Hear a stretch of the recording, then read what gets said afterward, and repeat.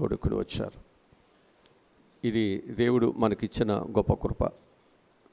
ఈరోజు మనందరము ఈ విధముగా దేవునితో సంతోషముగా ఆనందంగా మనం ఉన్నాము అంటే ఇది దేవుని మహాకృప మాత్రమే.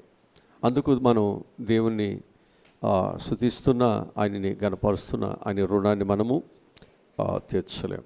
ఈరోజు వాక్య భాగముగా అపోస్తలుడైన పౌలు కొరింథీయులకు రాసినటువంటి మొదటి పత్రిక 12వ అధ్యాయంలో 12వ వాక్యము నుండి మనము వాక్యాన్ని చదువుకుందాం. ఎలాగూ శరీరము ఏకమై ఉన్నను అనేకమైన అవయవములను కలిగి ఉన్నదో,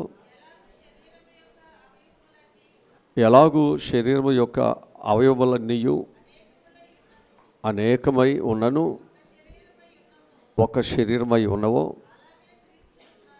అలాగనే క్రీస్తు కూడా ఉన్నారు. ఎలాగనగా యూదులమైనను గ్రీసు దేశస్థులమైనను దాసులమైనను స్వతంత్రులమైనను మనందరము ఒక్క శరీరములోనికి ఒక్క ఆత్మయందే బాప్తిసము పొందితిమి. మనమందరము ఒక ఆత్మను పానము చేసిన వారమైతిమి. శరీరము ఒకటే, అనేకమైన అవయవములుగా ఉన్నది.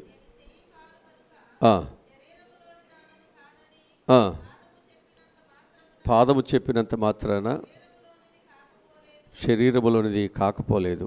మరియు నేను కన్ను కాను గనుక శరీరములో దానిని కాదని, అది శరీరములోనిది కాకపోలేదు.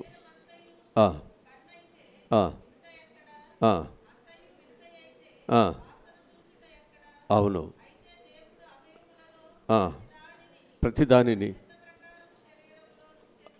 ఉంచాను.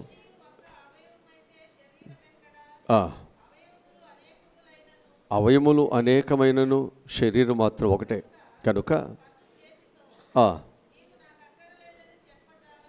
కన్ను చేతితో నీవు అక్కర్లేదని చెప్పజాలదు, తల పాదములతో మీరు నాకు అక్కర్లేదని చెప్పజాలదు. అంతేకాదు శరీరం యొక్క అవయవములలో ఏవి బలహీనముగా కనబడునో అవి కూడా అవశ్యములే. శరీరంలో ఏ అవయవము ఘనత లేవనియు ఆ అవయవములను మరి ఎక్కువగా ఘనపరుచుతున్నాం.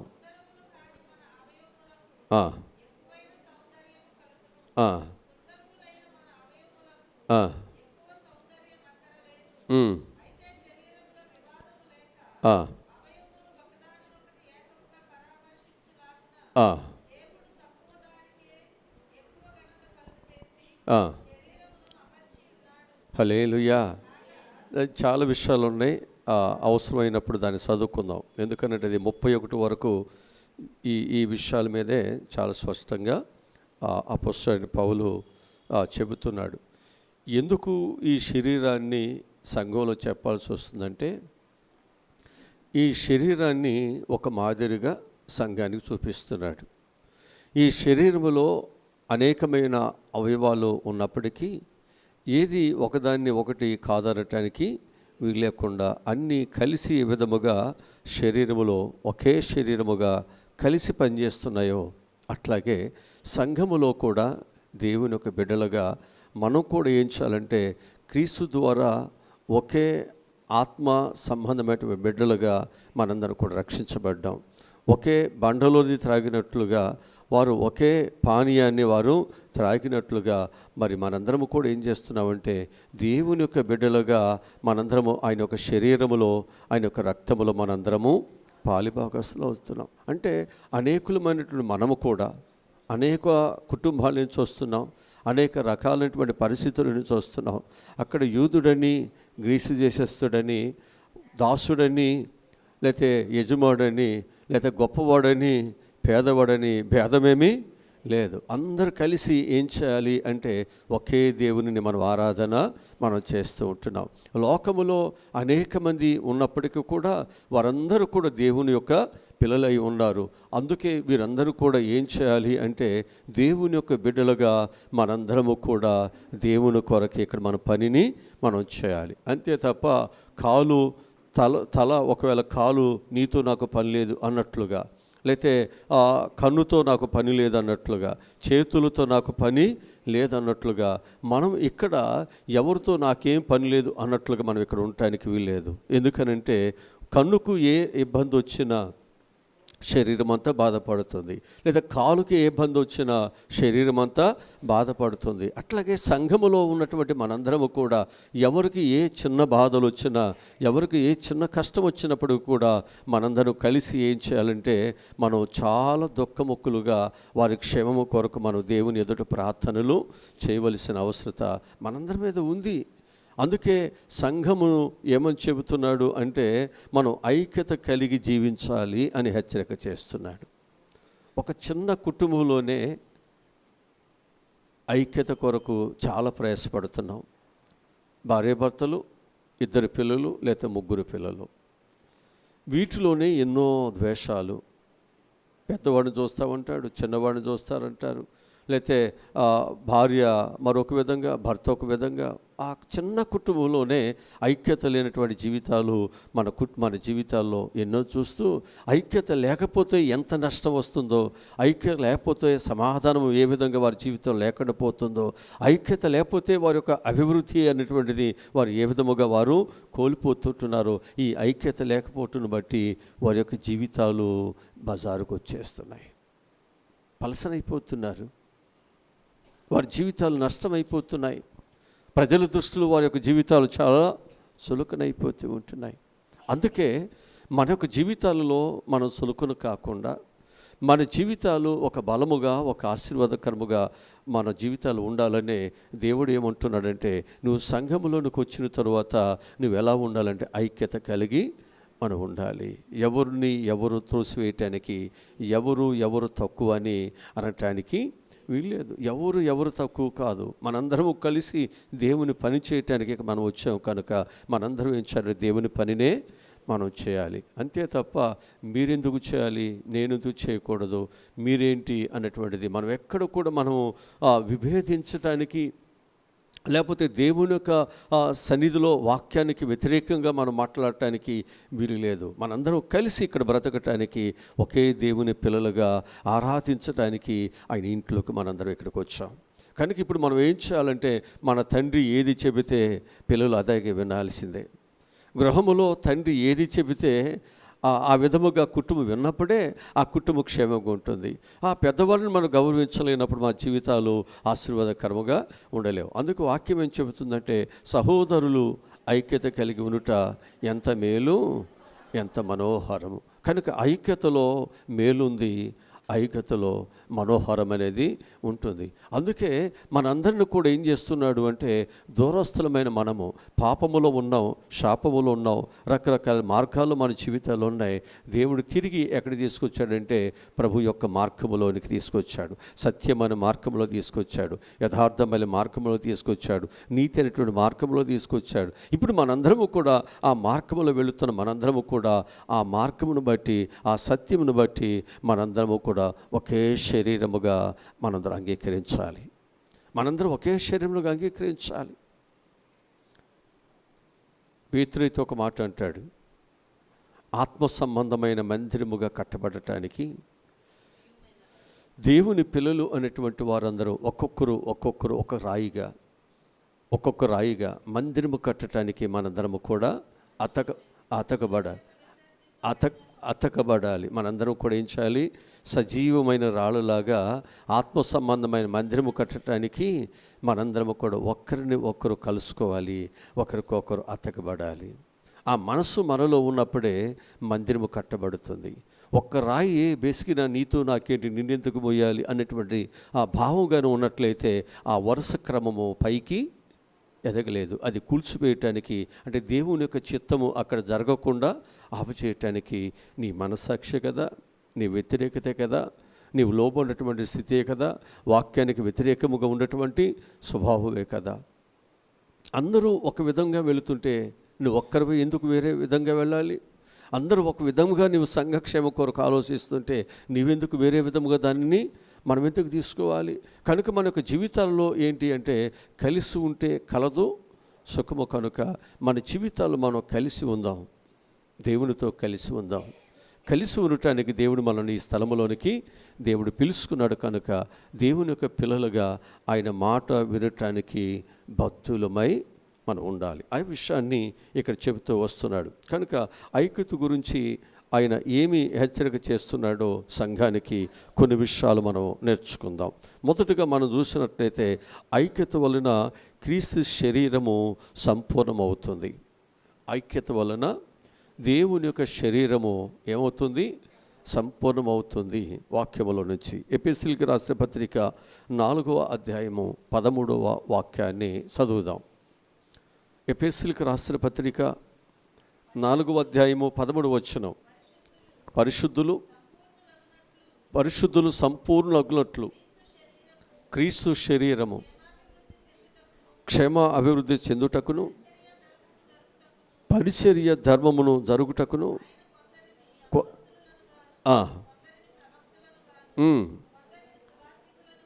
చాలు. ఇక్కడ మనం జ్ఞాపకం చేసుకున్నట్లయితే ఐక్యత వలన క్రీస్తు యొక్క శరీరం ఏమవ్వాలంట? క్షమాభివృద్ధి పొందటానికి. ఇక్కడ దేవుడు మనల్ని అందరినీ కూడా దేవుని యొక్క శరీరం అంటే ఇది ఆయన సంఘము. ఆయన సంఘము ఏం పొందాలి? క్షేమాభివృద్ధి పొందాలి. అంటే ఈ స్థలము క్షేమాభివృద్ధిగా ఉండాలి, అందరికీ మంచిని కలిగించేదిగా ఉండాలి, అందరికీ మంచి జరిగేటట్లు ఉండాలి, అందరి యొక్క జీవితాల్లో ఇక్కడ ఆనందము సంతోషము కలిగి ఉండాలి. ఇక్కడ కక్షలు, పోట్లాట్లు, విభేదాలు ఇవన్నీ ఉంటే దేవుని మందిరంలో ఏం శాంతి దొరుకుతుంది? ఏం దొరుకుతుందో మనం ఇక్కడ రావాలి? ఎందుకు మనం ఇక్కడికి వచ్చింది? ప్రభు దగ్గర మనకు శాంతి దొరుకుతుంది. కుటుంబంలో శాంతి లేదు, ఉద్యోగాల్లో శాంతి లేదు, మనం చేస్తున్న వ్యవసాయంలో, పశువులలో, అనేకమైన వాటిలో మనకు శాంతి లేదు. కనీసం దేవుని దగ్గరికి వచ్చిన తర్వాత మనకు శాంతి దేవుడు ఇస్తాడని చెప్పేసి మనందరం ఇక్కడికి వచ్చాం. ఆయన శరీరంలోకి ఇక్కడికి వచ్చాం, ఆయన బిడ్డలుగా మనం ఇక్కడికి వచ్చాం. ఆ శాంతి కూడా ఇక్కడ కూడా లేకుండా అపవాది గలిబిలి చేస్తున్నట్లుగా ఒకవేళ ఇక్కడ దీనిని గలిబిలి చేస్తున్నప్పుడు మనం ఏం చేయాలంటే అపవాదిని మనము దూరపరచాలి. అప్పుడు దేవుని యొక్క సంఘము అన్నటువంటి ఆయన శరీరము ఏమవుతుంది? క్షేమ అభివృద్ధిలోనికి దినదినము అభివృద్ధిలోకి వెళుతుంది. అందుకే ఈ ఉపవాస కోడికలు మన మనసు మారటానికి, దేవుని పట్ల మనకు చక్కటి అభిప్రాయం కలగటానికి, మనలో ఉన్నటువంటి వ్యతిరేకమైనటువంటి స్వభావం ఏదైతే ఉందో దానిని సిలువ శక్తి చేత దానిని జయించటానికి ఇక్కడ చేస్తున్న ప్రతి ప్రార్థనలు దేవుని శరీరము అనబడేటువంటి సంఘము క్షేమ అభివృద్ధిలోనికి రావాలి. ఇక్కడ నీకున్న కన్నీరు, నీ బాధ, నీ హృదయం ఉన్నటువంటిది ఏదైనా ఉన్నా సంఘము కలిసి ప్రార్థన చేస్తున్నప్పుడు ప్రతి సంఖ్యలన్నీ తెగిపోవాలి. నీకు ఒక గొప్ప సైన్యం ఉంది. ఈ లోకంలో తల్లి, తండ్రులు, అన్నదమ్ములు ఎవరు నీ పక్షాన లేకపోయినా నీ పక్షాన కన్నీరు కాల్చేవారు, నీ పక్షాన ప్రార్థన చేసేవారు, నీ కొరకు కడుపు కొట్టుకుని నీకు సహాయమును చేసేటువంటి మహాసైన్యం ఉంది. ఇక్కడికి రాగానే నీ జీవితంలో ఒక ధైర్యం, ఒక ఆనందం, ఒక బలము. నేను ఒంటరివాడిని కాదు, నేను అనాథిని కాదు, నా ప్రభు యొక్క శరీరము అనే చక్కని సంఘము నాకు దేవుడిచ్చాడని ఇక్కడ ఒక చక్కని ఆధ్యాత్మికమైనటువంటి వాతావరణం కలిగించేటువంటి ఒక మంచి స్థితిని ఇక్కడ మనందరం కలిగి ఏర్పాటు చేయాలి తప్ప దీనిని గలిబిలుగా, దీనిని మనం పాడు చేసుకునేదిగా ఈ స్థలాన్ని మనం ఎక్కడ కూడా దీనిని అల్లరకు అధికారాన్ని ఇక్కడ మనం ఇవ్వటానికి వీల్లేదు. అలా ఇచ్చినట్లయితే ఏమవుతుంది అంటే ఇక్కడ దీనిని, ఈ మందిరము అందరికీ చాలా చులకనైపోతుంది. ఈ మందిరము, ఈ ప్రార్థనలు అందరికీ తక్కువ అయిపోతూ ఉంటుంది. కనుక మన ఇంటిని మనం తక్కువ చేసుకోకూడదు, మనల్ని మనము పాడు చేసుకోకూడదు. మనం తక్కువ చేసుకున్నామంటే పక్కన వాడు అందరికీ తక్కువ అయిపోతాంగా, అందరికీ తక్కువ అయిపోతాంగా. అంటే నువ్వేం చేస్తున్నావు? నీ ఇంటిని నువ్వే పాడు చేస్తున్నావు, నీ కుటుంబాన్ని నువ్వే పాడు చేస్తున్నావు, నీ సంఘాన్ని, నీ దేవుని నువ్వే పాడు చేస్తున్నాం. అందుకు జాగ్రత్త కలిగి, అందుకే మనిషి యొక్క జీవితంలో జ్ఞానము చాలా అవసరమైనది.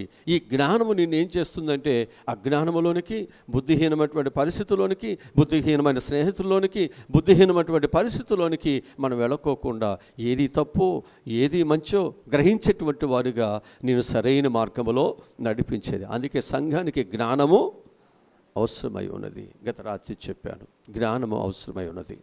ఈరోజు దేవుడు చెప్తున్నటువంటి గొప్ప మాట ఏంటి అంటే, మనలో ఉన్నటువంటి ఐక్యత, క్రీస్తులో ఉన్నటువంటి లక్షణాన్ని బయటకు తీసుకొచ్చి అనేకులకు సంఘం అంటే ఇలా ఉంటుంది, ఇలా ఉండాలి. మన శరీరము అన్నీ చక్కగా ఉంటేనే కదా మన తేజస్సుగా, మంచిగా, ప్రశాంతముగా, నెమ్మదిగా ఉండేది. మన అవయవాలలో కంటిలో ఒక చిన్న నలక పడితే అది ఎంత మెదులుతుంది, అది ఎంత బాధ, నిద్రపోగలమా, మంచిగా ఉండగలమా? ఒక చిన్న తలనొప్పి ఎంత ఇబ్బంది పెడుతుంది. జాగ్రత్త.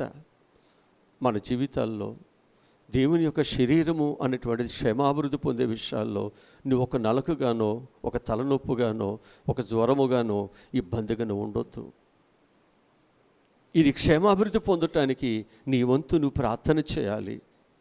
నీ వంతు నీవు క్షేమాభివృద్ధి కొరకు మనం సహకరించాలి తప్ప దీనికి విరోధముగా మనం ఏమీ, అందుకొరకే మనం ఇక్కడ ఉపవాస కోడికలు ఆ విరోధమైనటువంటిది ఏదైనా ఉంటే ఈ ప్రార్థన ద్వారా దాన్ని మనం ఏం చేయాలి, తీసివేసుకుంటేనే నీవు క్షేమంగా ఉంటావు, నీతో ఉన్న నీ సహోదరి సహోదరులు.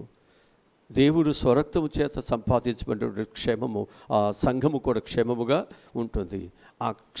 ఆ యొక్క సంఘమును మనం ఏం చేయాలి అంటే, నీ సొంత శరీరాన్ని నువ్వు ఎలా చూసుకుంటున్నావు, నీ సొంత శరీరాన్ని నువ్వు ఎంత జాగ్రత్తగా దాన్ని చూసుకుంటున్నావో అలాగే నువ్వేం చేయాలంటే దేవుని శరీరం అనే సంఘాన్ని కూడా అంత జాగ్రత్తగా చూసుకోవాలి. నీకొకటి, దేవుని శరీరానికి ఒకటి కాదు. ఎందుకనంటే దేవుడు అందరినీ సమానముగా ప్రేమిస్తున్నాడు. అందరికీ సమానముగా తన ప్రాణాన్ని, తన రక్తాన్ని, తన శరీరాన్ని అన్నిటి కూడా ఆయన పంచుతూ వచ్చాడు.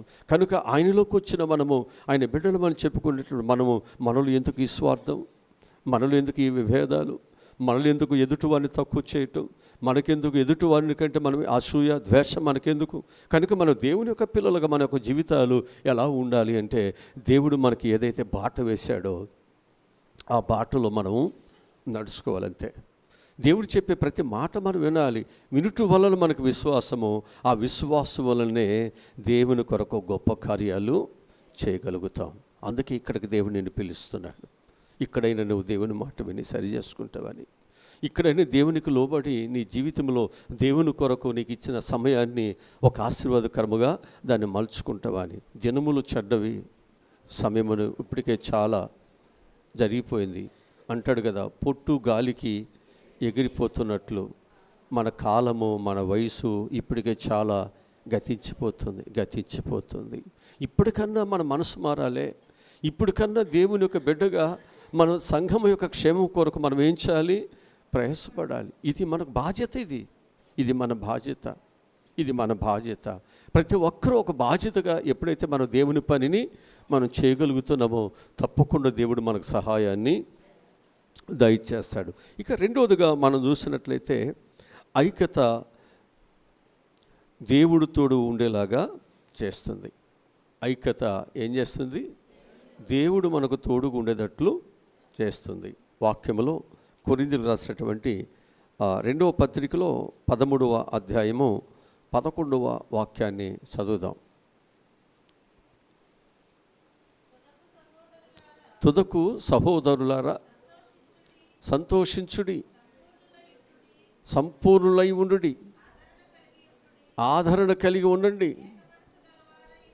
ఏక మనసు గలవారై ఉండండి, సమాధానముగా ఉండండి. హల్లెలూయా. మనం ఎలా ఉండాలి చెప్తున్నాడు, చెప్పాలి, చదవండి. సంతోషించండి, సంపూర్ణులై ఉండండి, ఆదరణ కలిగి ఉండండి. అంటే ఏక మనసు అంటే ఏంటి? అంతే కదా, ఐక్యత కలిగి ఉండమనేగా. అంటే సంఘము ఎలా ఉండాలి, అక్కడ ఆ సంఘము అనేటువంటిది ఎలా ఉండాలో చక్కగా ఇక్కడ ఆ క్వాలిఫికేషన్ చెప్పబడుతుంది. ఇలా ఉండాలి, అప్పుడే క్షేమంగా ఉంటాం. నాది నేను, లేకపోతే నేను ఇలాగూ నేను అలాగూ అనేటువంటిది ఎప్పుడైతే మన జీవితాల్లో వస్తుందో మనం ఏం పోగొట్టుకుంటున్నాం అంటే ఒక ఐక్యతను మనం పోగొట్టుకుంటున్నాం. ఐక్యత ఎప్పుడైతే పోతుందో ఏమైపోతుంది అంటే ఎవరికి వారే యమునా తీరులాగా, ఎవరికి వాళ్ళే, ఎవరి జీవితాలు వాళ్ళే, ఎవరి ఖర్చులు వారే, ఎవరి సంపాదన వాళ్ళే, ఎవరి దారి వారైపోతారు. జాగ్రత్త.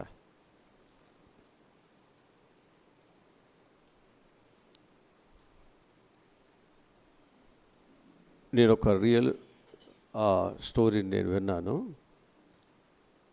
ఒక అతను చెబుతున్నాడు, 3 అన్నదమ్ములు, వారిలో చిన్నవాడు.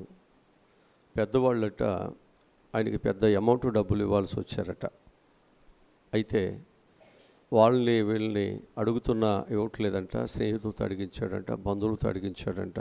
అయినప్పటికీ ఏమీ ప్రతిఫలము లేకపోవటం బట్టి ఈయనకి చాలా కోపం వచ్చి ఈయన స్టేషన్కి వెళ్ళి కేసు పెడదాం అని చెప్పేసి స్టేషన్కి వెళ్ళిపోయాడంట. వెళ్ళిపోయిన తర్వాత అక్కడ కూర్చుని ఆలోచన చేస్తున్నాడంట. చిన్నప్పుడు వాళ్ళ అన్నయ్య, ఆ రెండో అన్నయ్య ఈ చిన్న ఆయన్ని ఎలాగూ చూసుకున్నారు, ఏ విధంగా వాళ్ళు కష్టపడుతూ ఈయనకి డబ్బులు ఇస్తుండేవారు, ఈయన చదువుకు సహకారముగా ఉండేవారు. ఈయన క్షేమం కొరకు వారు భోజనము ఈయనకి పెట్టి వాళ్ళు తినుకోకుండా ఉండటం, ఈయనకి మంచి బట్టలు ఇచ్చి వాళ్ళు ఏదో బట్టలు వేసుకోవటం, ఇవన్నీ జ్ఞాపకం వచ్చేసినాయి అంట. ఇవన్నీ జ్ఞాపకం వచ్చి ఈరోజు ఈ డబ్బుల కొరకు నా అన్నలు నాకు ఇచ్చిన ప్రేమను నేను దొంగిలించి ఈరోజు నా అన్నలు నేను బయటికి తీసుకొచ్చి నేను అవమానపరచాలా, ఎందుకు నేను ఈ విధంగా చేయాలి అని తన మనసును, తన కోపాన్ని ఆయన గద్దించుకుని సరి చేసుకుని, నేను ఈరోజు ఈ స్థాయికి నేను వచ్చాను అంటే వారి ప్రోత్సాహమే కదా, వాళ్ళ సహాయమే కదా. నాకంటే ముందు వాళ్ళు పెద్దవాళ్ళు, వాళ్ళ యొక్క ఎంగిలి పాలు లేకపోతే వారు విడిసిన దానినే కదా నేను త్రాగి ఈరోజు ఈ స్థాయికి వచ్చాను. కనుక నేను నా యొక్క అన్నలకి నేను ఎందుకు ద్రోహము నేను చేయాలి అని చెప్పేసి ఆయన ఆ కేసు పెట్టుకోకుండా తిరిగి వచ్చేయటం జరిగింది. అంతకు మునుపు చాలా సంఘటనలు జరిగినాయి. కానీ ఇక నేను ఆ విధంగా నా అన్నలు పోగొట్టుకోకూడదు, నా రక్త సంబంధాన్ని నేను పోగొట్టుకోకూడదు. ఈ బంధాన్ని పోగొట్టుకున్నట్లయితే నాకెవరు దొరుకుతారు? ఈ అన్న ప్రేమ, లేకపోతే తల్లి ప్రేమ, లేకపోతే నా సహోదరి ప్రేమ నాకెవరిస్తారు? ఎంతమంది ఉన్నా ఈ ప్రేమ వేరు, ఈ ప్రేమలో వచ్చే ఆనందము, ఈ సంతోషము వేరు. అవసరమైతే నా అన్నలు బాగుపడటానికి ఆ డబ్బులే కాదు, ఇంకా నా దగ్గర ఉన్నాయి కూడా నేను ఇవ్వటానికి నాకు మంచి మనసును ఇవ్వమని చెప్పేసి తనకు తానే బోధించుకుంటూ తనకు తానే ఆయన గద్దించుకున్నటువంటి వాడుగా ఉన్నాడు. ఎప్పుడైతే ఈ ఐక్యత వస్తుందో, ఈ మనసు వస్తుందో, మన జీవితాల్లో ఎడబాటు అనేది, కోపాలు అనేవి, హత్యలనేవి, మోసాలనేవి, ఒకరికొకరు కొట్టుకోవటం అనేది, ఒకరికొకరు కేసులకు వెళ్ళటం అనేది, ఇవన్నీ మన జీవితాల్లో ఉండవు. అన్నిటికీ మూలము ధనమే కదా. మన జీవితాలని పాడు చేయటానికి, మన కుటుంబాలని బయటకు తీసుకురావటానికి, మనం జైలు పాలవటానికి, కొట్టుకోవటానికి, తలకాయలు పగలటానికి, హత్యలు చేయబడటానికి, ఈ ప్రేరణ అన్నిటికీ మూలం ఏది అంటే ధనమే కదా. ఈ ధనము ఎవరు కూడా తల్లి గర్భంలో వస్తున్నప్పుడు ఎవరు సంపాదించలేదు. దేవుడు ఎవరికి ఏ కృప, పెద్దవాడు కుటుంబ బాధ్యతల్లో నిలబడి చిన్నవాళ్ళు పైకి రావటానికి ఆయన పడినటువంటి కష్టము వీడికి ఎంతో సహాయము చేసింది కదా. ఈరోజు ఆ అన్న ఏదైనా నాకు డబ్బులు ఇవ్వాలనుకున్నప్పుడు నేను ఎలాగో నేను ఆయన కొట్టగలను, ఎలాగా నేను జైలుకి పంపించగలను. ఆ రోజుల్లో అలాగే ఒకవేళ వాళ్ళు అనుకున్నట్లయితే ఈరోజు నా పరిస్థితి ఇలాగుండేదా? ఇవన్నీ కూడా ఆయన చెబుతున్నప్పుడు వాస్తవమే కదా. సమాజానికి ఒక మంచి మెసేజ్ని ఇస్తున్నాడు. ఇది అవసరం. సమాజానికి ఇది అవసరం. ఆయన చెప్తున్నటువంటి ఆ రియల్ స్టోరీ అవసరం.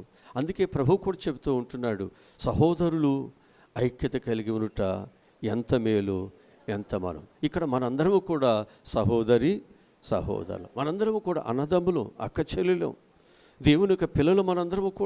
మనందరూ కూడా ఎలా ఉండాలి అంటే, ఒకే శరీరంలో అవయవాలని ఎలా కలిసి ఉన్నాయో అలాగే మనం కూడా కలిసి ఉన్నప్పుడే దేవుని యొక్క ఆశీర్వాదాలు మన మీదకి వస్తాయన్నమాట. మనకు ఒక చిన్న స్టోరీ మనకు తెలుసు. 4 ఎద్దులు,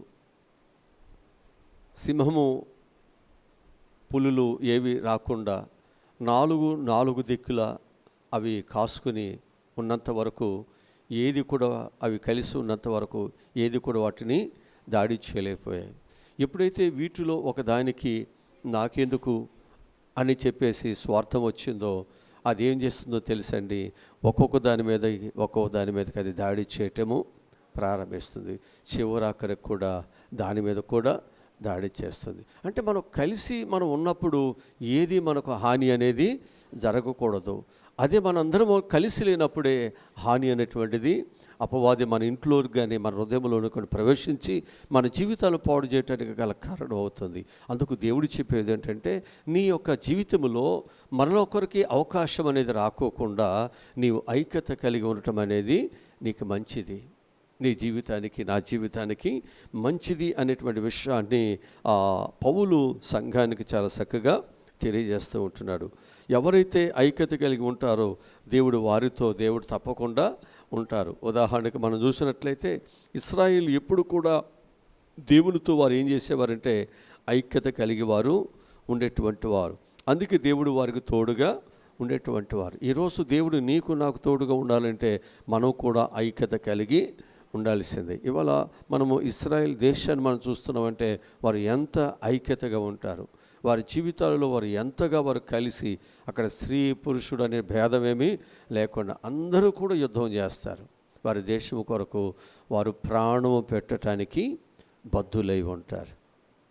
చిన్న దేశమే, చిన్న సైన్యమే, ఏమీ లేనటువంటి దానిలో నుంచే వచ్చారు, కానీ అన్నిటిని వారు ఏర్పాటు చేసుకున్నారు. అందరికంటే వెనకమాల వారి జీవితాలు పుట్టాయి, కానీ అందరికంటే అభివృద్ధి చెందుతున్నటువంటి దేశాలలో వారు కూడా లెక్కించబడుతున్నారు. ఈరోజు ఒకవేళ నీ జీవితంలో అందరికంటే వెనుకమాల నువ్వు రక్షణ పొందొచ్చు, వెనుక దేవుని సన్నిధికి రావచ్చు, కానీ దేవుడు నిన్ను తలగా చేయాలనుకుంటున్నాడు కనుక నీవు దేవునితో ఏకమైతే దేవుడు నిన్ను బహుగా ఫలించేవానిగా దేవుడు చేస్తాడు. రాక ఆలస్యమే కావచ్చు, కానీ ఐక్యత త్వరగా నువ్వు దేవునితో ఏకమైపోతే, నీ మనసు దేవునితో కలిసిపోతే గొప్ప ఆశీర్వాదాన్నే, గొప్ప విజయాలనే నువ్వు చూడగలుగుతావు. ఎప్పుడు వచ్చావని కాదు, నువ్వు ఎప్పుడు నీ మనస్సును దేవునికి పరిపూర్ణముగా, ఇది ముఖ్యము. నీవు ఎప్పుడైనా రావచ్చు, కానీ నీ మనసు పరిపూర్ణకు దేవునికి సమర్పణ చేయకపోతే వచ్చిన వల్ల ఉపయోగం లేదు.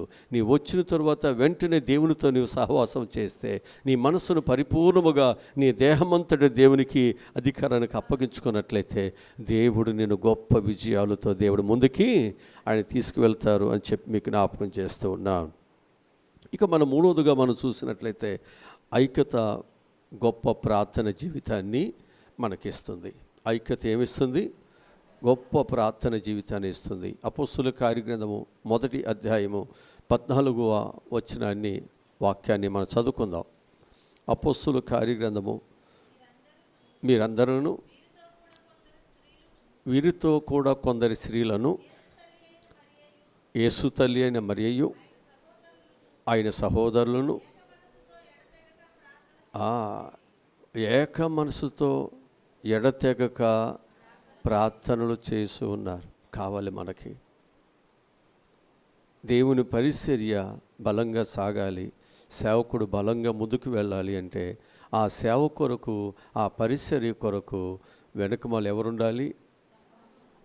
ప్రార్థించే ఏకత్వం కలిగిన వారు ఉండాలి.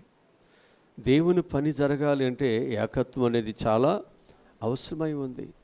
కుటుంబంలో ఐక్యత అనేది లేకపోతే పోరాటం చేయవాడు ఒంటి చేతి ఎంతవరకు చేయగలడు? ఎంతవరకు ఆ కుటుంబాన్ని ముందుకు తీసుకెళ్ళగలడు? అదే చెయ్యి కలిస్తే ఎంత బలం వస్తుంది, ఎన్ని డబ్బులు వస్తాయి, ఎంతగా మనం దానిని సాధించవచ్చు. నేను చాలా చూస్తాను, చాలామందిని చూస్తున్నాను. అయ్యో, వీళ్ళు మంచి బైకుల మీద తిరిగే సంపాదన వీళ్ళది, మంచి కారులో తిరిగే సంపాదన వేది. కానీ వీళ్ళు రోడ్డు మీద ఏమీ లేకుండా నడుస్తూ నడుస్తూ నడుస్తూ వెళ్తుంటే దీనికి కారణం ఎవరు? దేవుడు కాదే. నువ్వు కష్టపడుతున్న డబ్బులని నువ్వు అన్యాయముగా లెక్క లేకుండా దానిని ఖర్చు చేస్తున్నావు. నెలకి నువ్వు ఎంత ఖర్చు చేస్తున్నావు నీకు తెలియట్లేదు. ఆ ఖర్చు చేస్తున్నటువంటి వాటిని నువ్వు జాగ్రత్తగా దాచుకుంటే ఎన్ని నగలు కొనవచ్చు, ఎన్ని బైకులు కొనవచ్చు, కుటుంబాన్ని ఎంత శృంగారముగా కట్టుకోవచ్చు. అది దేవుడు కాదు చేసేది. మన ఆశలు కోరికలే మన కుటుంబాన్ని, మన జీవితాన్ని ఈ విధంగా పాడు చేస్తున్నాయి. ఎవరో సైకిల్ ఎక్కించుకోవాలో, ఎవరో బైక్ ఎక్కించుకోవాలో, ఎవరో మనకేదో సహాయము చేయాలో. చూసారా, మన యొక్క స్థితి, మనం కష్టపడుతున్నాం, డబ్బులు వస్తున్నాయి, కానీ వాటిని మనం ఏం చేస్తున్నాం? ఖర్చులకి, వాటిని మన జలసాలకి, మనకున్నటువంటి వాటికి మనం ఖర్చు చేస్తున్నాం. వారు కానీ ఖర్చు చేయకుండా వారు జాగ్రత్త పడితే వారు ఎదుట ఏది కూడా, ఏ సమస్య లోటుగా కనిపించదు. వారు ఏదైనా సంపాదించగలరు, ఏదైనా వారు సాధించగలరు. కానీ వారి జీవితాలలో వారు ఏమైపోతున్నారంటే కాస్త మంచిగా సంపాదించుకునే వారు ఎదుట వారు సులకనవుతున్నారు, తక్కువైపోతున్నారు. ఎందుకు మనం తక్కువగా ఉండాలి? నువ్వు తక్కువగా ఉంటే నిన్ను బట్టి నీ దగ్గర ఉన్న పిల్లలను కూడా తక్కువ చేస్తున్నావు. తల్లిదండ్రులు సింహంలాగుంటే పిల్లలు కూడా అలాగే ఉంటారుగా. వాళ్ళు చూసి జడుస్తారు. వారి పిల్లల్ని ఎవరన్నా ఏమన్నా అనాలంటే భయపడతారు. అదే తల్లిదండ్రులు బలహీనలు అనుకోండి, పిల్లల్ని చాలా తక్కువగా చూడాల్సి వస్తుంది. ఆ పిల్లల్ని అంత తక్కువగా సమాజంలో వారు ఉంటున్నారంటే దానికి కారణం వాడు కాదండి, మనం తీసుకునేటువంటి నిర్ణయాలు, మనం చేస్తున్న పనులే. అందుకు ఐక్యత చాలా మంచిది. ఐక్యత నీ జీవితానికి, నీ కుటుంబానికి చాలా మంచిది.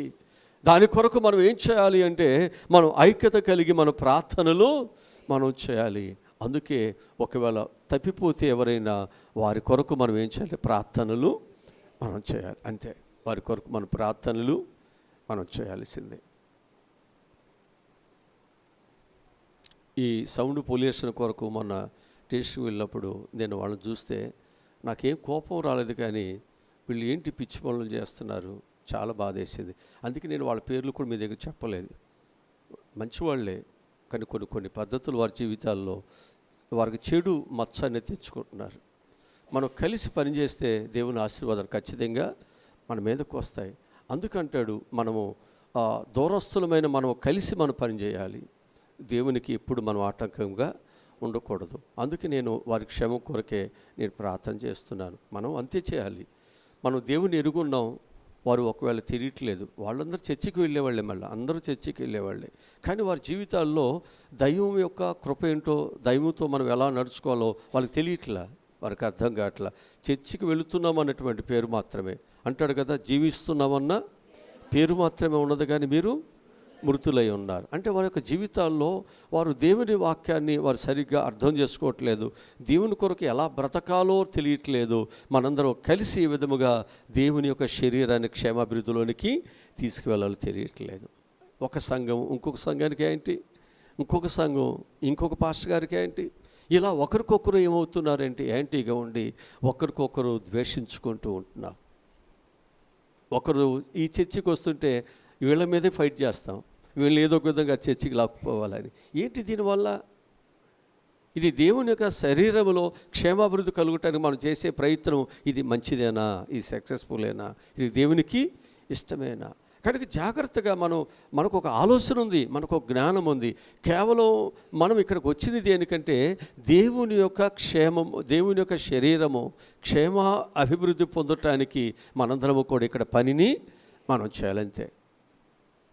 మనం ఆ పనిలో మనము నిమగ్నమై ఆ పని కొరకు మనం ఎప్పుడైతే ఇక్కడ మనం పాటుపడుతూ ఉంటున్నామో దేవుడు మనం దాటి వెళ్ళిపోతాడా?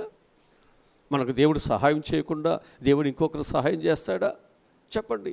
అందుకే ఇక్కడ వీళ్ళందరూ ఏం చేస్తున్నారంటే వారు సేవకుల కొరకు, వారు సువార్త ప్రకటించడానికి వెళుతున్నటువంటి ఆ యొక్క అపోస్తలుల కొరకు ఈ స్త్రీలందరూ కలిసి ఏం చేస్తున్నారంట, ఆ ఏక మనసుతో ఎడతెగక ప్రార్థన చేస్తున్నారు. ఆ కాలం ఎలాంటిది అంటే చాలా భయంకరమైనటువంటి హింసాకాలం అది. ఆ హింసాకాలంలో ఎవరికి వాళ్ళని మాకెందుకు, మా భర్తలు కాదు కదా, మా పిల్లలు కాదు కదా, మాది కాదు కదా, మాకెందుకులే అన్నట్లుగా వారు లేరండి. వారందరూ సమిష్టిగా ఉన్నారు, వారు ఆస్తులు సమిష్టిగా పెట్టారు. వారందరూ కలిసి ఆ కుటుంబంలో ఆ సంఘము కొరకు ఏం చేస్తున్నారంటే శత్రువును జయించడానికి వారు ఏక మనసుతో వారి ప్రార్థనలు చేస్తున్నారు. అదే విజయం. అది ఈరోజు కూడా ఈ సేవ నిలబడటానికి కూడా కారణం అదే. మనందరం కూడా ఆ విధంగా ఈ తరములో ఈ కాలములో మనం ఉండి ఈ మందిరం యొక్క లేక దేవుని యొక్క పరిచర్య క్షేమ అభివృద్ధిలోకి వెళ్ళటానికి మన వంతు ప్రకారం మన ప్రార్థనలు మనం చేసినప్పుడే మనం ఏదైనా దేవుని యొక్క కృపలో మనం ఇక్కడ చక్కగా వర్ధిల్లటానికి కారణం అవుతుంది అని మీకు జ్ఞాపకం చేస్తున్నాను. అంతే తప్ప నాకెందుకు, మా ఇంటి వాళ్ళకైతే, మా ఇంటి పేరటి వాళ్ళకైతే, మా కులస్తులకైతే, మా వాళ్ళకైతే నేను కష్టపడాలి కానీ మిగతా వాళ్ళ సంగతి నాకెందుకు. ఈ స్వభావంలో ఉన్నంతకాలము నీవు దేవుని కొరకు వాడబడలేవు. చాలామంది జీవితాల్లో ఇలాగే ఉంటుంది. ఇది మంచిది కాదు. దీనిని తొలగించుకోవటానికే ఈ ఉపవాస కోరికలు. నీ ఎప్పుడైతే ఈ విధముగా నువ్వు ఉంటున్నావో, ఐక్యత కలిగి ఉంటున్నావో, నీ జీవితం అభివృద్ధిలోకి వెళుతుంది. దేవుని యొక్క కృప నీ మీదకి వస్తుంది. ఇది లేకపోతే నీ ఆశీర్వాదాలు దేవుడు నీకు ఆశీర్వాదాలు ఏమీ ఇవ్వలేరు అని చెప్పి నేను మీకు జ్ఞాపకం చేస్తున్నాను. అలాగని మనము నాలుగోదిగా చూసినట్లయితే ఐక్యత కలిగి ఉంటే అద్భుతాలు సూచక క్రియలు కూడా మన జీవితాల్లో జరుగుతాయి. వాక్యముల నుంచి ఎఫెసీయులకు రాసిన పత్రిక 4వ అధ్యాయము 1వ వచనాన్ని చదువుదాం.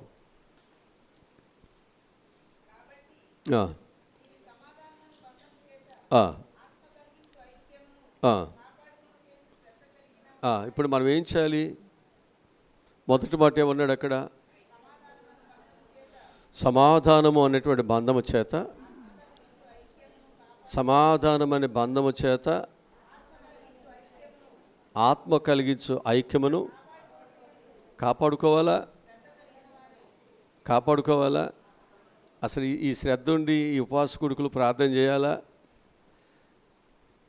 ఈ తెలియక ఏమంటారంటే ఉపవాస కొడుకులు అంటే ప్రార్థన మీదే చెప్పాలిగా అనుకుంటారు. వీళ్ళకి ఏం తెలుసు బైబిల్ గురించి, ఏం అనుభవం ఉంది, ఏం తెలుసు వాళ్ళకి?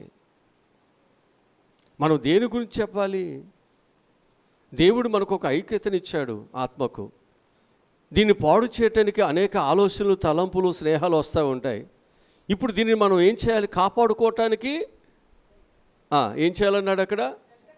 శ్రద్ధ కలిగి ఉన్నవాడే పనిచేస్తాడు. శ్రద్ధ కలిగిన వాడు మాత్రమే ఓర్చుకుంటాడు. శ్రద్ధ కలిగిన వాడు మాత్రమే దాన్ని అసహించుకుని ఇక్కడ ప్రార్థనలు చేస్తాడు. అది ఇక్కడ మనం చేయాలి. ఇది ఇంపార్టెంట్ నీ జీవితంలో. ఈ ఐక్యత అనేటువంటి నీ జీవితంలో లేకపోతే, భార్యాభర్తల్లో ఐక్యత లేకపోయినా, బిడ్డల్లో ఐక్యత లేకపోయినా ఎలాగో కుటుంబం విచ్ఛిన్నం అవుతుందో, అలాగనే దేవుని యొక్క పిల్లలుగా దేవునితో మనకు ఐక్యత అనేది లేకపోతే, దేవుడిచ్చినటువంటి ఆ సమాధానముతో మనం ఐక్యత లేకపోతే, ఆ సమాధానాన్ని పోగొట్టుకుంటే మనకు శాంతి సమాధానం ఎక్కడ దొరుకుతుంది? మళ్ళీ గలిబిలి తప్ప, శాంతి సమాధానం లేనటువంటి జీవితాలు తప్ప, కలవరాలు తప్ప. అందుకే దానిని కాపాడుకోవటానికి మనం శ్రద్ధ కలిగి ఆ అశాంతి లేకపోతే అసమాధానము లేకపోతే నీ ఆత్మను పాడు చేసేదైతే దానితో యుద్ధము చేయాలి. దాని కొరకు మన బలము కలిగి మనం ఉండాలి. అప్పుడే సంఘము అనే శరీరము క్షేమ అభివృద్ధిలోకి వెళుతుంది. హల్లెలూయా. ఈ అభివృద్ధి అనేటువంటిది నీ ద్వారానే జరగాలి అని దేవుడు చెబుతున్నాడు. ఇది నీ ద్వారా జరగాలి. ఇలా అనేక మంది దేవుని సంఘములోనికి అభివృద్ధిలోనికి రావాలి. దానికి కారకులు నువ్వై ఉండాలి. నీ మనసు బాగున్నప్పుడు, నీ ఆలోచన బాగున్నప్పుడు ఎవరు వస్తారు ఇక్కడికి? ఈ పోట్లాట్ల సమస్యలకు ఎవడొస్తాడు? నాకెందుకు అనుకుంటారుగా. దీన్ని బట్టి మనం ఈ సంఘమును ఎదుగుదలను క్షేమాన్ని పాడు చేస్తున్నటువంటి వారు అవుతున్నాం కదా. కనుక మనం దీనిని కట్టుకోవటానికి ఎంత శ్రమ పడాల్సి వస్తుందో. మనకు ఒక నిందలు ఉన్నాయి, మనకు ఒక పరిస్థితులు ఉన్నాయి. అక్కడ ప్రార్థన ఉండదని, అక్కడ సరైనటువంటి క్రమశిక్షణ ఉండదని, అక్కడ సరైనటువంటి వారు ఉండరని ఎన్నో నిందలు మన మీద వేసి మిగతా వాళ్ళు దీనిని క్యాచ్ చేసుకుంటున్నారు. దీన్ని మనం పోగొట్టాలి అంటే మనం ఏం చేయాలి? దానికి ధీటుగా మనం నిలబడాలి. ఇక్కడ ఆ నిందలతో ఎప్పుడు అలాగే ఉండిపోదామా? ఆ నిందలతోనే మన జీవితాలను, మన కుటుంబాలను, మన తర్వాత కూడా వచ్చే వాళ్ళకి ఆ నిందలను పెట్టేసుకుంటూ పోదామా? సంఘం అనేటువంటిది రాజకీయం జరుగుతుందని, ఆ సంఘంలో సరైనటువంటి భయభక్తులు ఉండవని, ఆ సంఘంలో ఏదో జరుగుతుందని ఎవరెవరో మనం అనేటట్లుగా మనం ఎందుకు జీవించాలి? మనకు రోషం లేదా? మనకు పౌరుషం లేదా? మనమెందుకు ఎవరికంటే మనం తక్కువ? ఎవరికంటే దేవుడు మనం తక్కువ చేశాడు? అందరికి ఇచ్చినట్లుగా మనకు కూడా దేవుడు ఆయన కృప ఇచ్చాడు కదా. అందరికి ఇచ్చినట్లుగా దేవుడు ఆయన శరీరములో, ఆయన ఒక రక్తములో పాలుభాగస్తులు అవుతున్నాం, ఆయన ఒక బండలో నీళ్లు తాగుతున్నాం, ఆయన ఇచ్చినటువంటి ఆ యొక్క బాప్తిస్మలోని మనందరము కూడా బాప్తిస్తం తీసుకున్నాం. ఏం తక్కువ? ఎందుకు మనం దేవుని యొక్క బిడ్డలుగా, ఎందుకు మనం దేవుని శరీరాన్ని, సంఘాన్ని మనం ఎందుకు క్షమాభివృద్ధిలోనికి మనం తీసుకెళ్ళిపోతున్నాం? ఇక్కడ ఏమవుతుంది అంటే అక్కడ నాయకత్వం అంతా వాడి సొంతది కాబట్టి వాళ్ళు కూర్చోమంటూ కూర్చోవాలి, నిలబడమంటూ నిలబడాలి. ఒకవేళ ఏదైనా మాట్లాడితే నువ్వు బయటికి వెళ్ళిపో అంటారు. ఇక్కడ అందరిది కాబట్టి అందరూ వచ్చి మాట్లాడతారు. ఇదే దీనికి తేడా. అందరూ దాన్ని నీకు స్వతంత్రత ఇచ్చింది నీ ఇష్టం వచ్చినట్లుగా కుటుంబాన్ని పాడు చేయటానికి కాదు. నీకు స్వతంత్రత ఇచ్చింది నీ ఇష్టానుసారంగా నువ్వు ప్రవర్తించడానికి కాదు. ఆ స్వతంత్రత నువ్వేం చేయాలంటే ఆ సంఘం యొక్క క్షేమాభివృద్ధి కొరకు మనం ఎంతైనా దేవుడు నీకు ఇచ్చిన బలముతో, నీకు ఇచ్చిన జ్ఞానముతో, నీకు ఇచ్చినటువంటి చక్కని ఆధిక్యతలతో దేవుని కొరకు మనం ఎంతైనా పనిని మనం చేయగలిగితే ఖచ్చితంగా దేవుడు సంతోషిస్తాడు. దేవుడు సంతోషిస్తాడు. ఆనాడు ఉన్నటువంటి శిష్యులకి, 12 మంది శిష్యులకి మరొక 7, మరొక 70 మంది, ఇలా సంఘం అభివృద్ధి చెందే కొలది ఆ ప్రజలను బట్టి, ఆ ప్రజలకు ఉన్నటువంటి పరిస్థితులు బట్టి ఏం చేస్తూ ఉన్నారంటే సేవా పరిచర్య వారిని ఏర్పాటు చేస్తున్నారు. ఆ ఏర్పాటు చేసేటువంటి వారందరూ కూడా ఆత్మపూర్లై ఉన్నారు. ఏక మనసు కలిగి సంఘము కొరకే పాటుపడేవారు ఉన్నారు. సంఘము కొరకు అవసరమైతే వారు ప్రాణాలని అర్పించేవారై అన్నారు. వాళ్ళు ఎవరు పడితే వాళ్ళు కాదు. ఇంటి పేరు మీదో, లేకపోతే మేము చర్చికి వస్తున్నామనో, ఎవరు పడితే అని రక్షణ లేనివాడిని, భయం లేనివాడిని ఎవరు పడితే ఏర్పాటు చేసేది కాదు. ఇది ఒక ఆత్మపూర్ణమైనటువంటి దేవుని యొక్క సంఘం. దీనిని కాయటానికి దైవభక్తి కావాలి, దేవుని ప్రేమ కావాలి, దేవుని యొక్క సంఘము కొరకు వారి ప్రాణాలని, వారికి అయినటువంటి లాభకరమైన వాటిని క్రీస్తు కొరకు నష్టము ఎంచుకునేవాళ్ళు కావాలి. అలాంటి వాళ్ళైతే దేవుని పనిని వారు చేయగలుగుతారు. మిగతా వాళ్ళు ఎవరు దీనిని చేయలేరు. కనుక ఇక్కడ మనము 4వదిగా మనం చూస్తే ఐక్యత కలిగి ఉంటే అద్భుతాలు, సూచక్రియలు మన జీవితాల్లో జరుగుతాయి. అపోస్తుల కార్యగ్రంథము 5వ అధ్యాయము 12వ వచనంలో ఏమంటుందో ఒకసారి చదువుదాం. 5:12 చదువుదాం. ఎలా అనగా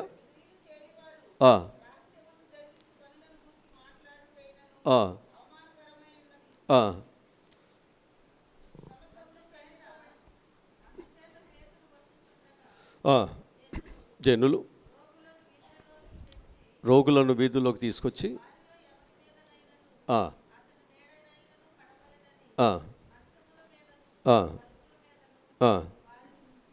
వారి నుంచి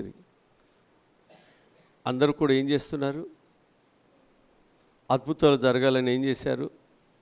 పేతురు గారు వెళుతున్నప్పుడు ఏం చేశారంట? అనేకులను ఆయన వెళుతున్న మార్గములో ఆ రోగులనంట మంచాల మీద ఆయా రీతులుగా తీసుకొచ్చి అక్కడ పెడుతున్నారంట. అక్కడ ఆయన ఎవ్వరి మీద ప్రార్థన చేయవలసిన లేదు. ఆయన వెళుతూ ఉంటే ఆయన నీడబడితే చాలు. అబ్బా, ఎంత అద్భుతం అండి ఇది! ఎంత యోగ్యత అండి ఇది! అంటే ఆయన నీడల నుంచి కూడా మనుషులకు స్వస్థత వస్తుంది.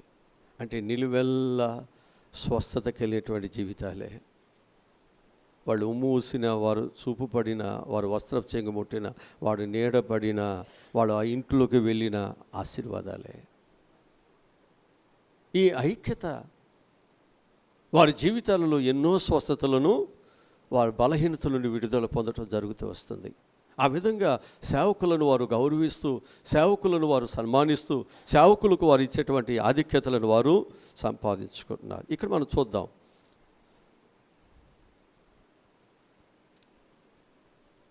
సంఘములో దేవుని పరిచర్య చేయటానికి ఒక చిన్న పని మనం ప్రారంభించామనుకోండి, ఒక చిన్న పని మనం ప్రారంభించాం, మన డబ్బులు సరిపోవుగా. దీని మీద విశ్వాసత కలిగిన వారు చాలామంది అన్యజనులు కూడా ఇస్తారుగా. దేవుని అందు నమ్మిక కలిగిన వారు చాలామంది డబ్బులు ఇస్తారు కదా.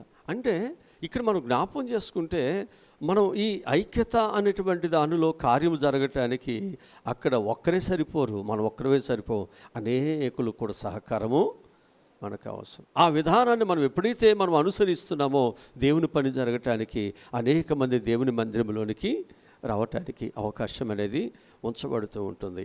అక్కడ మనం జాగ్రత్తగా కానీ మనం సామెతల గ్రంథంలో చూస్తే చేమలు సోమరి చేమల యొద్దకు వెళ్ళమని. ఇప్పుడు చిన్న చేమలు ఏం చేస్తాయి?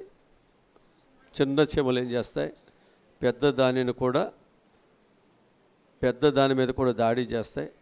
పెద్ద దానిని కూడా ఏం చేస్తాయి? ఇవన్నీ ఐక్యత కలిగి మోసుకెళ్ళిపోతాయా లేదా? మోసుకెళ్ళిపోతాయా? అవి నిటారుగా ఉన్న గోడ మీద కూడా లాక్కిపోతాయి. అవి చూడటానికి చాలా చిన్న చేమలే, కానీ అవన్నీ ఏం చేస్తాయి? ఐక్యతగా వారు ఉంటున్నాయి. ఐక్యతతోనే ఎంత బరువైనా, ఎంత భారమైనా, ఎంత పనైనా మనము చేయగలుగుతాం. సంఘానికి ఏముండాలి? ఐక్యత ఉన్నప్పుడే నీకు కష్టం అనిపించదు, నీకు బాధ అనిపించదు, ప్రతి పని సులువు అయిపోతుంది, ప్రతి పని కూడా నీ జీవితంలో తేలిగ్గా నీ జీవితం కనిపిస్తుంది. ఐక్యత లేనప్పుడే మన జీవితాల్లో భయము కలుగుతుంది కదా. మన జీవితాల్లో చాలాసార్లు అనుకుంటాం, ఈ చేనంతా నేను గొయ్యాలా, ఈ కుప్పంతా నేనే నోరవాలా, ఈ పనులన్నీ నేనే చేయాలా అనుకున్న వాడికి భయం వేస్తుంది. వాడి పనిలో వంగలేడు, వాడి పని దొంగ అనమాట. కనుక మన జీవితాలలో మనం ఆ పని చేయటానికి మనం పిలువబడ్డాం కాబట్టి, లేదా ఆ పని చేయటానికి మనం ఆ జీతానికి మనము వెళ్ళాను కాబట్టి మనం ఏం చేయాలి? ఆ పనిని చేస్తూ ఉంటే ఎంత పెద్ద కుప్ప అయినా, ఎంత పెద్ద పాయ అయినా ఏమైపోతుంది? సాయంత్రానికి వచ్చేసరికి నలివిలైపోద్ది. మనం చూసినప్పుడేమో పెద్ద కుప్పలా కనపడుద్ది, సాయంత్రానికి వచ్చేసరికి మన చేతులు ఏమైపోద్ది? అది అదే. జాగ్రత్త.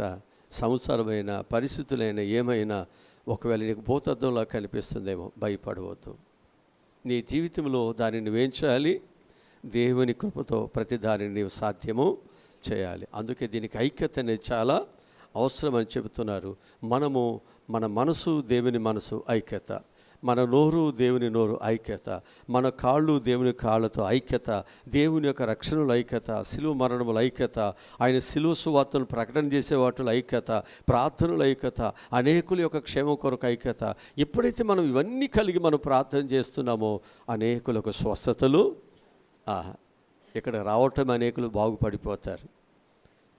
ఇక్కడ ప్రార్థన వాతావరణం ఎప్పుడైతే ఉందో, ఇక్కడ అనేక మంది ప్రార్థిస్తున్నప్పుడు అనేకులు క్షేమం కోరి మన మనసు ఎప్పుడైతే ఇక్కడ ధ్వని చేస్తూ ఉంటుందో, ఇక్కడ ఏముంటుందంటే కేవలం ప్రార్థన వాతావరణమే ఉంటుంది. అందరికీ దేవుడు చక్కని స్వస్థత దేవుడిస్తాడు. ఆ మనసుతో ఇక్కడ మనందరం కలిసి ఇక్కడ దేవుని పని మనం చేయాలి అని చెప్పి నేను మీకు జ్ఞాపకం చేస్తున్నాను. ఐదవదిగా మనం చూస్తే ఐక్యత వలన సమాధానం కలుగుతుంది. మనకు ఎఫెసీయులకు రాసిన పత్రికలో 4వ అధ్యాయము 1వ వచనం మనం చదివినట్లయితే చక్కటి మాట కనిపిస్తుంది. కాబట్టి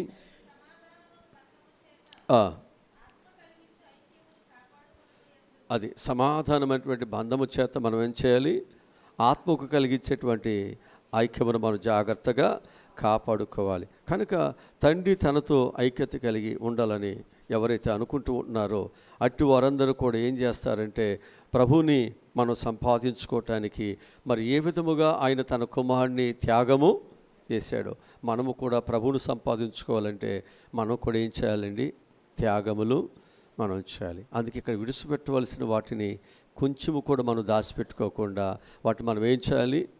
ప్రతి దానిని విడిచిపెట్టాలి, ఒప్పుకొని వాటిని విడిచిపెట్టాలి. అతిక్రమములు దాచిపెట్టేవాడు కనుక ఇక్కడ నీవు ఒప్పుకొని విడిచిపెట్టేటువంటి గొప్ప సమయం దేవుడు మనకి ఇచ్చాడు. ఇది ఆశీర్వాదం. ఇది ఎప్పుడైతే నీ జీవితాన్ని ఒప్పుకొని విడిచిపెడుతున్నావో, నీ తప్పును సరి చేసుకున్నావో, మనం దేవునితో ఏమైపోతున్నాం? ఐక్యమైపోతున్నాం కదా. మనం ఎప్పుడైతే దేవునితో ఐక్యమైపోతున్నామో మనకేం కలుగుతుంది? సమాధానం కలుగుతుందిగా. సమాధానం కలుగుతుందా లేదా?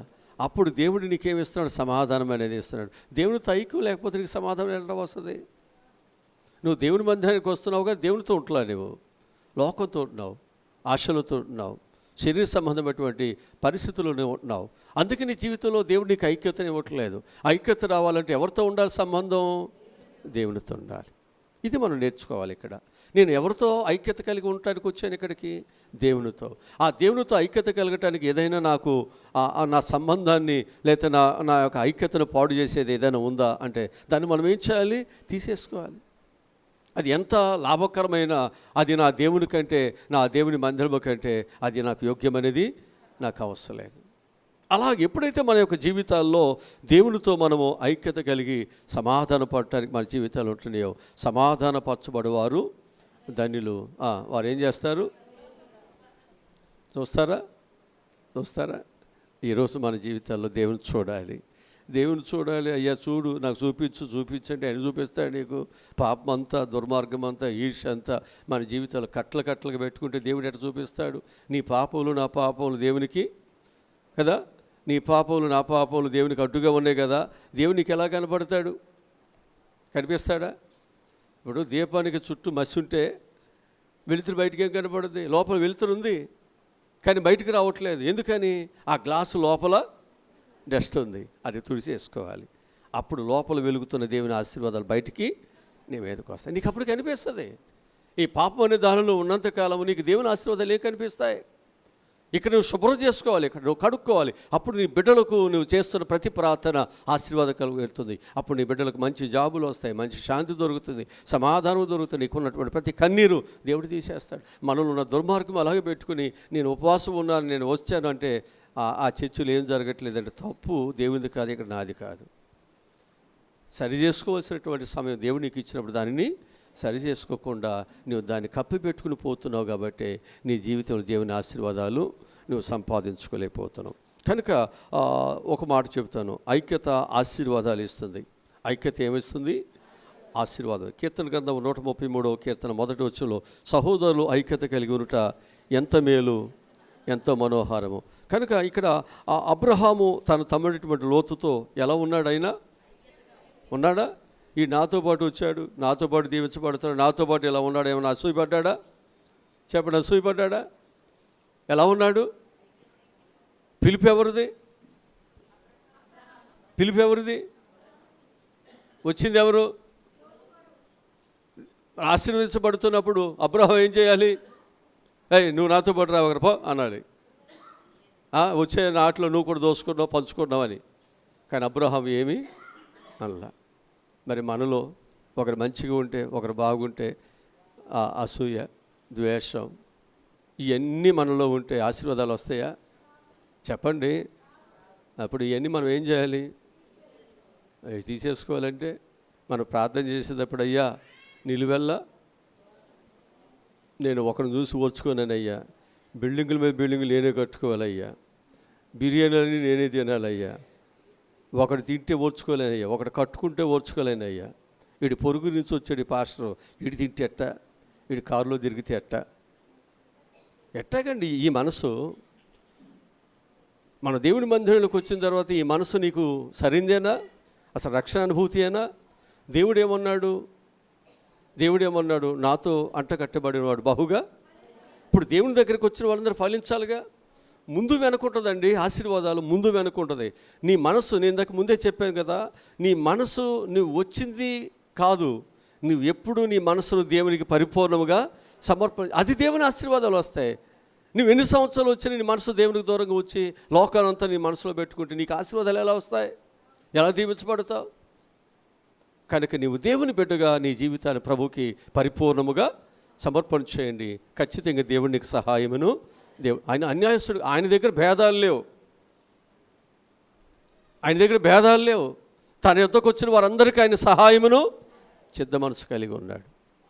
ఇప్పుడు కోనేడు దగ్గరికి వచ్చారు, ఎవరికి వాళ్ళు బాగుపడి వెళ్తున్నాడు, ఒకడు మాత్రం అట్లాగే పడి ఉన్నాడు. ఒక కాలం వచ్చింది, దేవుడే తన దగ్గరికి వచ్చి బాగు చేసి, వాళ్ళకి దేవుడు బాగు చేయాల. దేవదూతలు నీళ్ళు కదిలిస్తుంటే ఆ నీటిలో దిగి బాగుపడ్డారు. కానీ ఇక్కడ దేవుడే వచ్చి ఆయన్ని బాగుపరిచాడు. ఎంత గొప్ప ఆధిక్యత! ఈరోజు నేను అంటున్నాను, ఈ ఉపవాస కుడికలు దేవుడే నీ జీవితాన్ని ఆస్వాదించునుగాక. తల్ల ఉంచండి, ప్రార్థన చేసుకుందాం. తల్ల ఉంచండి. మా ప్రభువా రక్షకుడా, ఈరోజు చెప్పినటువంటి విలువైన మాటలు బట్టి వందనాలు ప్రభువా. మా జీవితాల్లో ఈ ఉపవాస కుడికలునైనా మా యొక్క జీవితాలలో మేము ఐక్యత కలిగి దేవునితో సమాధానపడి, మా జీవితాల్లో ప్రభువా దేవునికి వ్యతిరేకమైనటువంటి ఆలోచనలు, తలంపులు ఏమైనా ఉన్నా వాటిని తీసివేసుకుని దేవుని బిడ్డలుగా ప్రభువా మేము మనసు మారి రూపాంతరం చెందినట్లు మీరే సహాయములను దయచేయండి. ఈ ప్రియ సంఘమును ప్రభువా, లోకములో ఉన్నామయ్యా, అనేక ఆశలు ఉన్నాయి, కోరికలు ఉన్నాయి. సహజంగా ఒకరింటే ఒకరికి అభివృద్ధి చెందటం వచ్చుకునే పరిస్థితులే. సొంత అన్నదమ్ముల్లోనే ఈ విషపు చూపులు, ఈ భయంకరమైన పరిస్థితులు మేము చూస్తూ ఉన్నాం. అనేక పరిస్థితుల నుంచి, అనేక కుటుంబాల నుంచి, అనేక వాతావరణం నుంచి ఇక్కడికి వచ్చాం. కానీ ఇది సంపాదించుకోవడం కష్టమవుతుంది. కానీ సంపాదించుకున్నామా? ఐక్యత కలిగి ఉన్నామా? ఈ ఐక్యతను సంపాదించుకోవడానికి మేము ఎప్పుడైతే ఇక్కడ ప్రయాసపడి ప్రార్థన చేస్తున్నామా, ఒకరి క్షేమాన్ని ఒకరు కోరాలని చెబుతున్నాం నాయన. ఎప్పుడైతే ఈ క్షేమాన్ని కోరే వరకు మేము ఉంటున్నామో, నా క్షేమాన్ని, నా కుటుంబ క్షేమాన్ని నా దేవుడు కోరి నాకు సహాయం చేస్తాడు. ఆ మంచి మనసుతో ప్రభా మేమందరము నాయన దేవునితో మేము కలిసి ఉంటాం, సహాయములు దయచేయండి. దేవుని పనిలో మేము నమ్మకంగా ఉంటాం, సహాయములను దయచేయండి.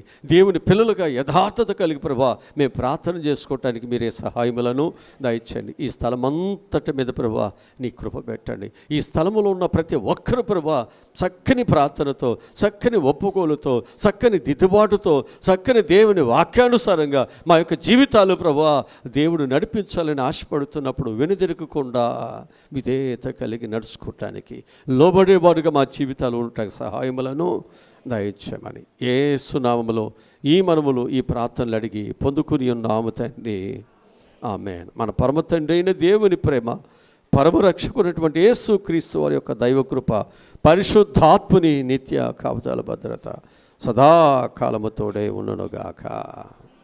ఆమేన్.